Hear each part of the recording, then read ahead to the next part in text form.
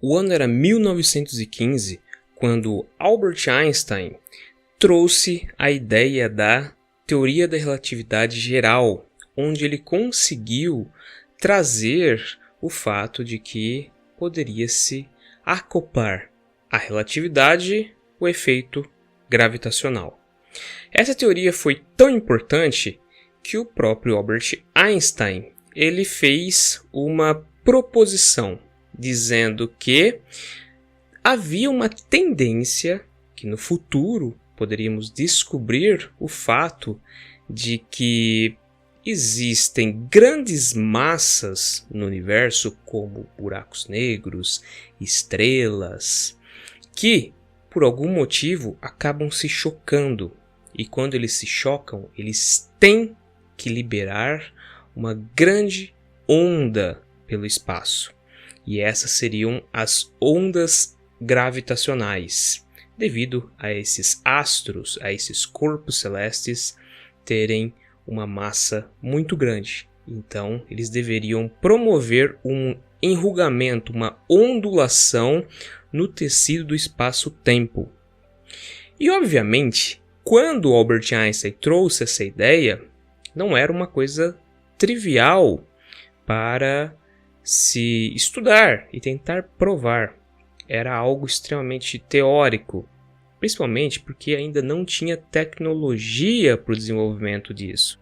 O próprio nêutron, por exemplo, que é uma partícula, e nós podemos ter um certo contato com ele, uma vez que tudo ao nosso redor tem átomos, só foi descoberto na década de 30, ou seja, ainda quando Albert Einstein propôs essa teoria, não havia uma forma de conseguir prová-la. E somente em 2015, ou seja, 100 anos depois, foi possível detectar essas ondas que o Albert Einstein tinha proposto. E foi num laboratório, na realidade num observatório nos Estados Unidos, que isso foi possível de ser detectado. Esse laboratório se chama LIGO e ele é o quê? Ele é um observatório de ondas gravitacionais com a utilização de um interferômetro a laser. E o que é isso então? Basicamente, é uma espécie de um equipamento muito grande. Ele fica numa área que tem que ser uma reserva. Por quê? Porque ele tem uma parte que se desloca a 4.000 metros de distância e outra parte que se desloca perpendicularmente também a 4.000 metros. Ou seja, é como se fosse um grande L com 4.000 metros de catetos. Então observem, esse L teria um ângulo de 90 graus. E na região de 90 graus se encontra um propulsor de laser. Ali, bem na frente desse canhão de laser, se encontra um espelho. E esse espelho, conforme o laser bate nele, ele divide a luz nesses catetos de 4 km. E lá na ponta desses catetos de 4 km, encontra-se mais um espelho. E esse espelho, ele é muito importante. Por quê? Porque nele, conforme o feixe de laser bate, o laser fica parado. E se ocorrer uma modificação nos seus arredores, esse feixe de laser ele acaba se deslocando. Por isso, esses observatórios, existe um numa região norte dos Estados Unidos e o outro na região sul, eles necessitam estar num local muito plano, muito controlado e, obviamente, tem que ficar longe de rodovias, tem que ficar longe de locais que podem ter lajes geológicas desmoronando. Então eles ficam em regiões muito planas ou até mesmo em desertos.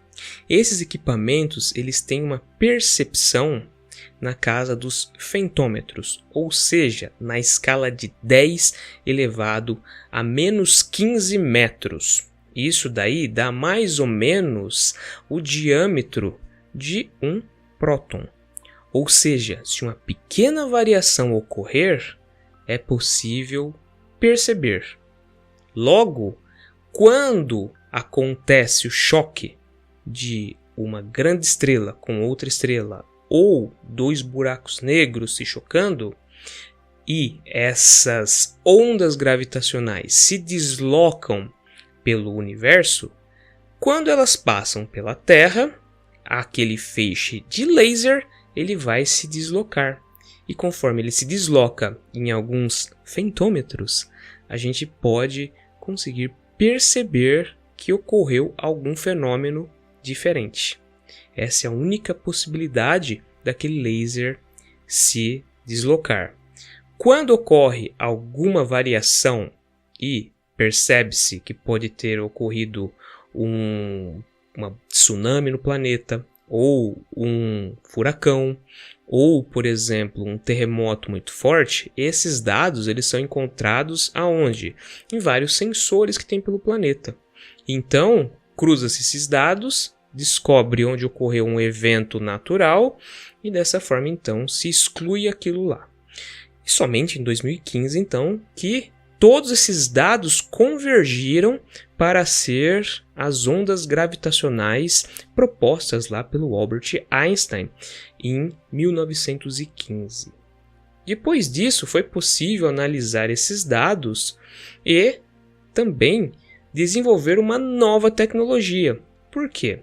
Porque quando ocorre uma colisão de buracos negros ou de estrelas, ocorre a liberação dessas ondas gravitacionais, mas a ondulação de resquício são pequenas ondulações que se mantêm no espaço-tempo, ou seja, é como se fosse um pequeno enrugamento, então eles são resquícios, são pequenos momentos onde ainda você consegue perceber que alguma onda passou por lá. E por que isso? Porque temos um problema. Quando um buraco negro se choca, ele não está na nossa galáxia. Ele está fora da nossa galáxia. Logo, são milhões de anos-luz, muitas vezes. E isso, então, faz com que a gente precisa esperar milhões, bilhões de anos para que alguma dessas ondas passe por nós. Dessa forma, acredita-se que, quando o universo estava jovem, milhares e milhares de estrelas e buracos negros também se chocaram.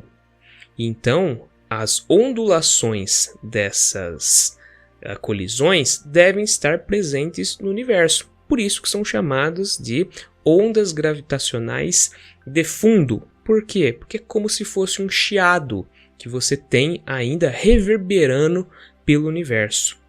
O grande problema disso é conseguir perceber essas ondas, esses resquícios de ondas.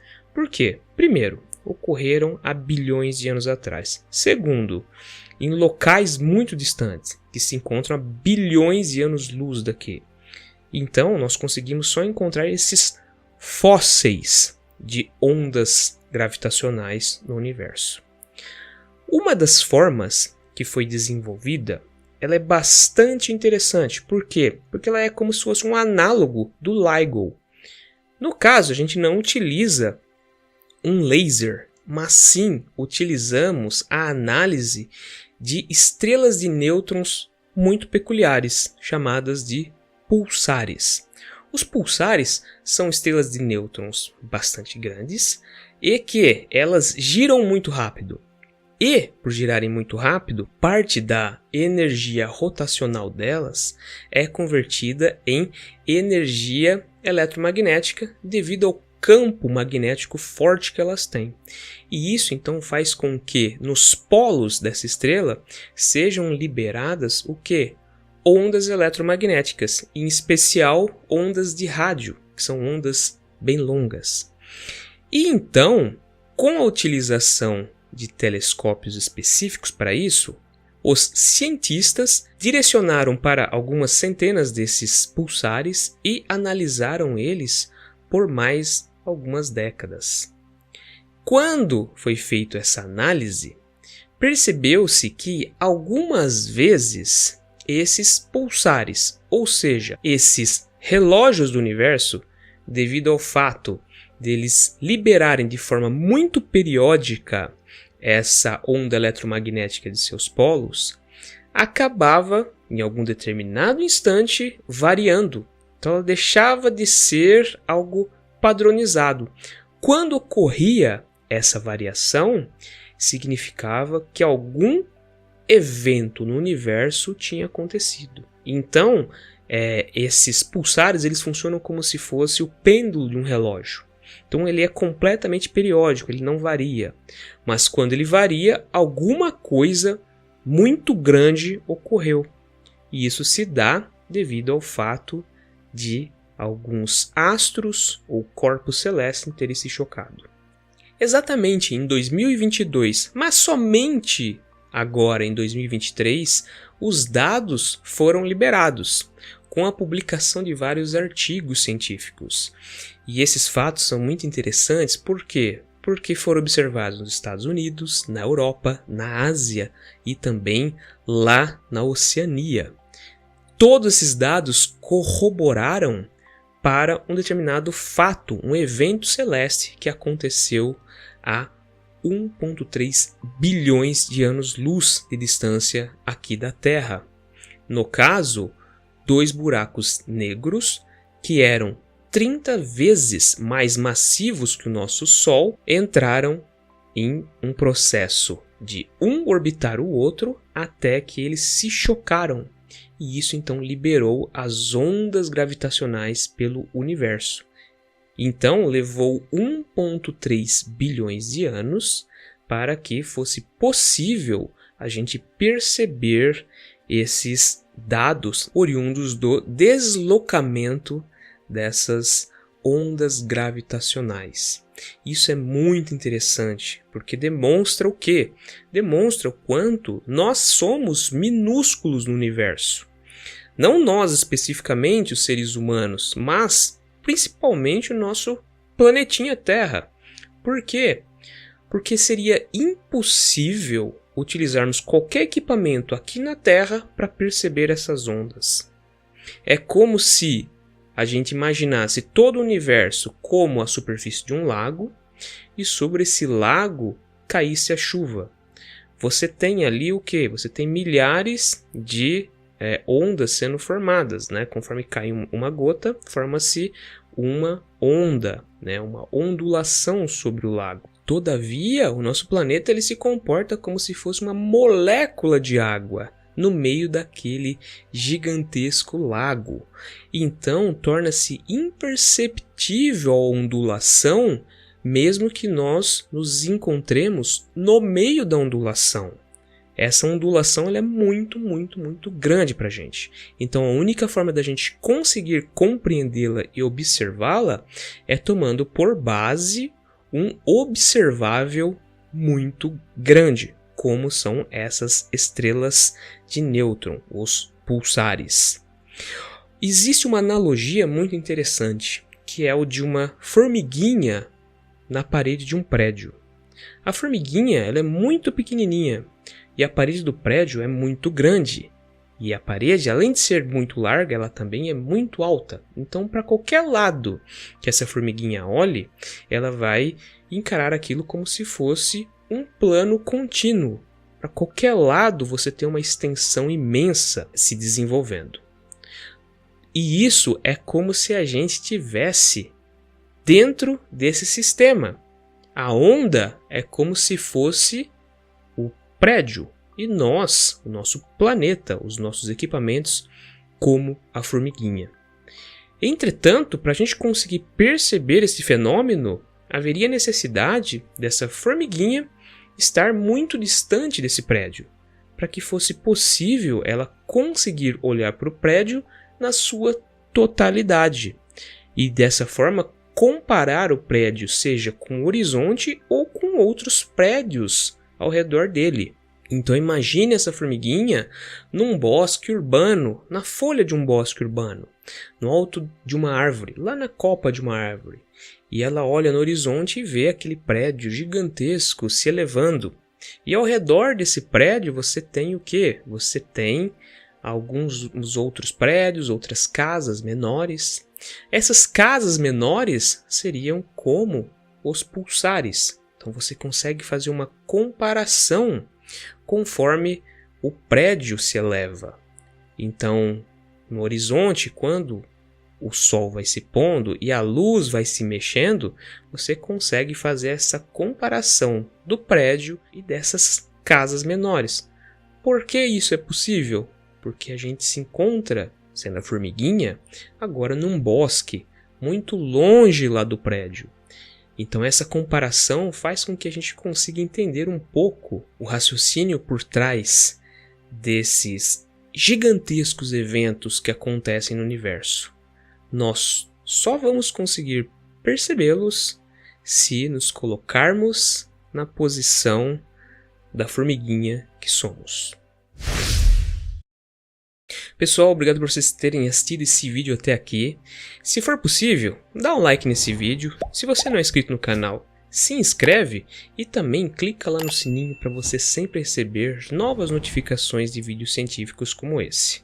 Também compartilhe o vídeo e quem sabe dá uma olhada aqui embaixo na descrição, porque eu vou deixar uma lista de livros científicos, que pode ajudar você a se informar mais e, quem sabe, presentear algum amigo para que ele também tenha uma melhor educação científica. Muito obrigado pela sua companhia e até o próximo vídeo.